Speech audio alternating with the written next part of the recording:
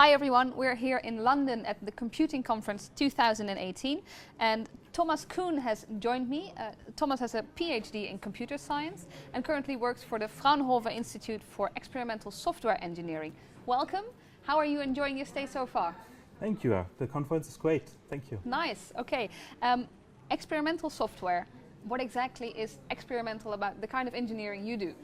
Yeah, the name experimental comes from what our institute was founded with. We started with topics around process improvement, and when you improve software engineering processes, it's very important to not only change something, but to know about the impact of your changes. Right.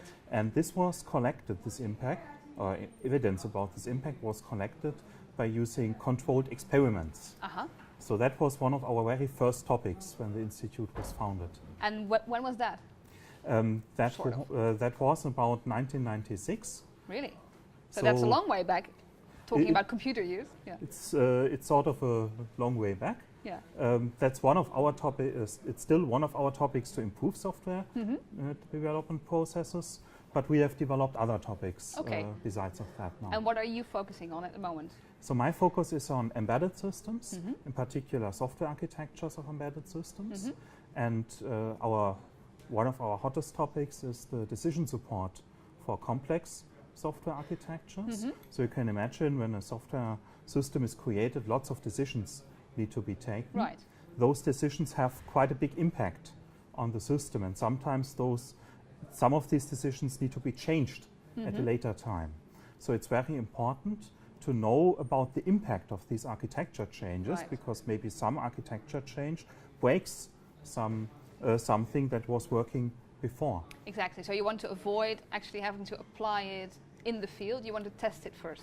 We want to test it first, and we want to know if we have to do a trade-off between different solutions. What is the price for this trade-off? And who would be using those kinds of techniques, roles in organizations or corporations? It is right now mainly used in commercial vehicle domain and in automotive domain, especially for EE platform architectures. We are now moving it also into the production domain for Industry 4.0 deployments. So you've been heading some large projects. Could you give me some examples of them?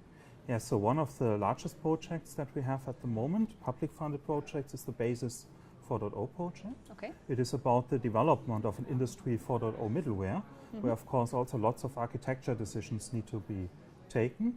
The main product of this middleware is the distributed asset administration shells, which are like universal communication endpoints that support an end-to-end communication between devices in a production environment. And that's actually used at the moment, or is it still in an experimental phase? The BaSys middleware is, I would say, in development phase, so the project is still running. It is already available, so it's an open source development hosted by Eclipse, called Eclipse BaSys there. So everybody who wants to take a look on it can do it, can start using it. We expect the very first release in this year, that's soon. quarter 3. And that will be a usable middleware then. Okay, so if people want to use it, where do they need to go? Is it online somewhere, or do they need to visit? Yes, it's online. It's an Eclipse project. So it's best to Google for Eclipse and then BaSys. You will find first hit the Eclipse BaSys project, and from there on you will find the download link, and you find means to contact us. Perfect. And so it's free to use for anyone? It's free to use. It's EPL. We are regular pushing code.